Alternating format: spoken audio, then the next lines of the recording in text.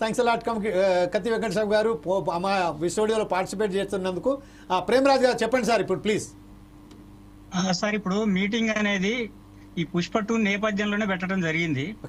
అయితే దాని వెనకాల బెనిఫిట్ షోలు, టికెట్ రేట్లు పెంచడాలు అవన్నీ కూడా దాని ప్రభావం చూపిస్తాయి. అందుకోసమే అందరు కలిసి వెళ్ళారు. ఓకే, సంతోషం. అయితే మీటింగ్ అనేది కమాండ్ కంట్రోల్ సెంటర్ లో పెట్టారా, లేదు సెక్రటేరియట్ లో పెట్టారా, ఎక్కడ పెట్టారా అనేది పెద్ద మ్యాటర్ కాదండి. కాకపోతే గత తెలంగాణ వచ్చిన తర్వాత దాదాపు 10 ఏళ్ల పాటు కూడా తెలంగాణ సినిమా రంగాన్ని గత ప్రభుత్వం కూడా ఏమాత్రం పట్టించుకోలేదు. అట్లాగే ఇప్పుడు చూస్తే ఈ ప్రభుత్వం కూడా మరి మొత్తం ఆంధ్ర వాళ్ళతోనే భేటీ కావటం, అంటే ఒక 90% దాంట్లో ఆంధ్ర వాళ్ళే ఉండటం, అంటే తెలంగాణ సినిమా గాని, తెలంగాణ కళలు గాని, తెలంగాణ ప్రయోజనాలకి ఏమాత్రం పట్టించుకోకుండా మళ్ళీ ఈ ప్రభుత్వం కూడా అదే దారిలో పోతుందా అని అనిపిస్తా ఉంది. మరి అంటే దిల్ రాజు గారు ఇక్కడ నుంచి ఉన్నారని చెప్పేసి అనుకోవచ్చు, కానీ ఆయన కంప్లీట్ గా తెలంగాణకు ప్రాతినిధ్యం వహిస్తారని మనం చెప్పలేము. ఎందుకంటే ఆయన సినిమాలు తీసేదంతా ఆంధ్ర హీరోలు కాబట్టి, ఆంధ్ర డిస్ట్రిబ్యూటర్లతో వాళ్ళతో ఆయనకు వ్యాపార సంబంధాలు ఉన్నాయి కాబట్టి ఆయన్ని కంప్లీట్ గా తెలంగాణ ప్రతినిధిగా మనం చూడలేము. ఎందుకంటే తెలంగాణ రంగానికి ఆయన ప్రతినిధి అని మనం అనుకోలేము.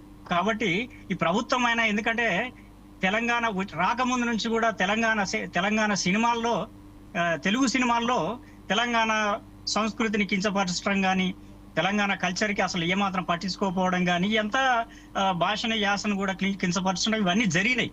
తెలంగాణ వచ్చిన తర్వాత ఏదో అక్కడక్కడ కాస్త బతుకమ్మలు చూపించడం, అది ఇదేదో చేశారు, కాస్త తెలంగాణ స్లాంగ్ వాడటం చేశారు తప్పితే ఇప్పుడున్న తెలుగు సినిమా ఇండస్ట్రీ ఎప్పుడు తెలంగాణకి రిప్రజెంట్ చేయలేదు. కాబట్టి మేము మొదటి నుంచి కూడా, తెలంగాణ రాకముందు నుంచి కూడా మేము అడుగుతున్నాం, బాబు మా తెలంగాణ సినిమా ఇండస్ట్రీని సపరేట్ గా చెయ్యండి. ఇప్పుడు బాలీవుడ్ పెద్ద ఇండస్ట్రీ, మహారాష్ట్రలో మొత్తం దేశానికే అద్భుతమైన సినిమాలను అందించే బాలీవుడ్ ఉన్న తర్వాత కూడా మహారాష్ట్ర ప్రభుత్వం అక్కడి స్థానికుల్ని కానీ, స్థానిక కళాకారులు ఎంకరేజ్ చేసుకోవడానికి మరాఠీ సినిమా ఇండస్ట్రీని ఎంకరేజ్ చేస్తా ఉంది.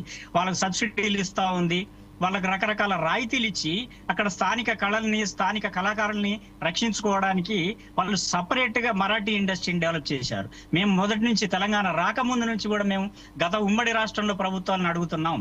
తెలంగాణ వచ్చిన తర్వాత కూడా 10 ఏళ్లలో కేసీఆర్ ప్రభుత్వాన్ని అడిగాం, మేము సపరేట్ చేయండి, ఇక్కడ తెలంగాణ ఇండస్ట్రీని సపరేట్ చేయండి అని మేము మొత్తుకుంటున్నాం. వాళ్ళు చేస్తామని చెప్పేసి దాటేశారు. గతంలో కూడా సేమ్ సీన్ రిపీట్. ఆ గవర్నమెంట్ రాగానే సెక్రటేరియట్ లో మీటింగ్ పెట్టారు, దానికి నేను కూడా హాజరయ్యాను. నా రిప్రజెంటేషన్ కూడా Telangana film industry employees federation అధ్యక్షుడిగా నా రిప్రజెంటేషన్ కూడా మేము ఇవ్వటం జరిగింది. ఇచ్చినప్పుడు అప్పుడు కేటీఆర్ గారు అక్కడ త్రిసభ్య కమిటీ అనేది ఒకటి వేశారు, తుమ్మల నాగేశ్వరరావు గారు, అప్పటి సినిమాటోగ్రఫీ మినిస్టర్ తలసాని శ్రీనివాస యాదవ్ గారు అండ్ కేటీఆర్ గారితో త్రిసభ్య కమిటీ వేసినప్పుడు మేము దానికి రిప్రజెంటేషన్ ఇచ్చాం.